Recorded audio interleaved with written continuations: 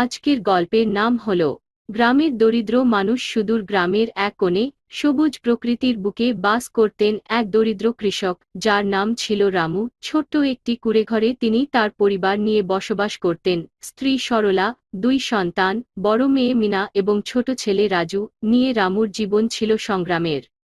রামুর দিন শুরু হতো ভোরবেলা। সূর্যোদয়ের আগে তিনি উঠে পড়তেন, মাঠে কাজ করতে যেতেন। ধান, গম, সবজি চাষ করে কোনোরকমে সংসার চালাতেন। কিন্তু প্রায়ই ফসলের দাম কম থাকায় বা প্রাকৃতিক দুর্যোগে ফসল নষ্ট হয়ে যেত। সেই সময়গুলোতে রামু অনেক সমস্যায় পড়তেন। সরলা বাড়িতে থেকে স্বামীকে সাহায্য করতেন। তিনি গৃহস্থালির কাজ, সন্তানদের দেখাশোনা সব সামলে নিতেন। তবে তার মন ছিল ভারাক্রান্ত। রামুর কষ্ট দেখে তিনি প্রায়ই কাঁদতেন। মিনা, মেয়েটা খুব মেধাবী। পড়াশোনায় তার আগ্রহ ছিল প্রবল। গ্রামের স্কুলে যাওয়া তার প্রতিদিনের কাজ। সে স্বপ্ন দেখত বড় হয়ে ডাক্তার হবে। কিন্তু বাবার দারিদ্রতার কারণে মিনার ভবিষ্যৎ নিয়ে সবাই চিন্তিত ছিল। রাজু ছিল ছোট্ট কিন্তু বুদ্ধিমান। সে তার বাবার সঙ্গে মাঠে যেত, বাবার কাজের হাত শক্ত করার চেষ্টা করত। রাজু ছোট হলেও তার মনটা বড় ছিল। সে তার বাবার কষ্ট বোঝার চেষ্টা করত। একদিন এক ভয়ঙ্কর ঝড় এলো। সেই ঝড়ে রামুর সব ফসল নষ্ট হয়ে গেল। পরিবারটির অবস্থা আরো খারাপ হয়ে পড়ল। খাওয়া দাওয়ার সংস্থান করা দুষ্কর হয়ে দাঁড়ালো। রামু হাল ছাড়লেন না। তিনি ভাবলেন, আমি এই পরিস্থিতির মোকাবেলা করব। আমার সন্তানদের ভবিষ্যৎ আমি অন্ধকারে ঠেলে দিতে পারি না। গ্রামে একটি ধনী জমিদার ছিলেন, নাম ছিল মহেশবাবু। তিনি ছিলেন গ্রামের সবচেয়ে ধনী মানুষ। তার অনেক জমিজমা, বাড়িঘর ছিল। রামু অনেকবার মহেশবাবুর কাছে গিয়ে সাহায্য চেয়েছিলেন, কিন্তু মহেশবাবু তাকে তাড়িয়ে দিয়েছিলেন। রামু আবারও মহেশবাবুর কাছে গেলেন। এইবার তার মন আরো দৃঢ় ছিল। মহেশবাবুর সামনে দাঁড়িয়ে রামু বললেন, বাবু, আমি অনেক কষ্টে আছি। আমার পরিবার না খেয়ে মরছে। আমাকে কিছু কাজ দিন, আমি পরিশ্রম করব। মহেশবাবু হেসে তুমি বললেন, কি করতে পারবে? তোমার মতো দরিদ্র কৃষকের কোনো কাজ করার যোগ্যতা নেই। বাবু, আমি সবকিছু করতে পারবো। শুধু আমার পরিবারকে বাঁচানোর জন্য আমাকে একটা সুযোগ দিন। ঠিক আছে, আমার জমিতে কাজ করতে পারো, কিন্তু তোমাকে খুব সামান্য মজুরি দেব।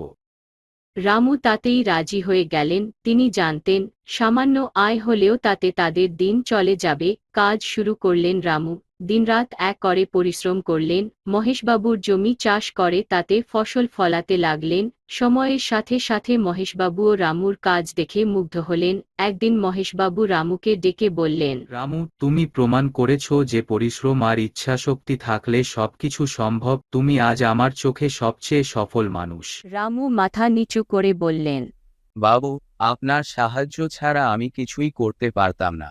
আপনি আমার জীবনের জন্য আশীর্বাদ।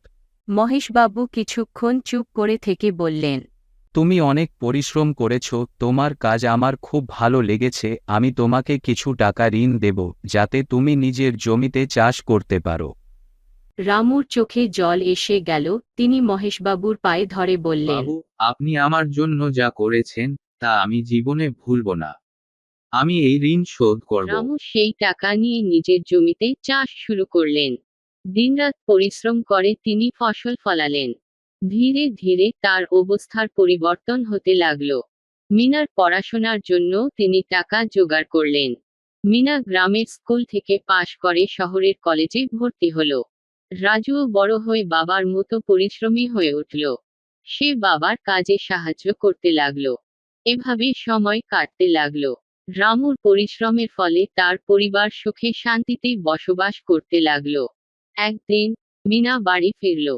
সে তখন শহরের বড় ডাক্তার। গ্রামের সবাই তাকে সম্মান করত। মিনা তার বাবার পায়ে ধরে বলল, বাবা, তোমার পরিশ্রমের ফলেই আজ আমি এখানে পৌঁছেছি। তুমি আমার জন্য যা করেছ তা আমি জীবনে ভুলব না। রামুর চোখে জল এসে গেল। তিনি মেয়েকে বুকে জড়িয়ে ধরলেন। এদিকে মহেশবাবুও তাদের সঙ্গে দেখা করতে এলেন। তিনি বললেন, মহেশবাবু হাসলেন। না রামু, তোমার পরিশ্রমই তোমাকে আজ এই জায়গায় এনেছে। আমি শুধু তোমাকে একটা সুযোগ দিয়েছিলাম।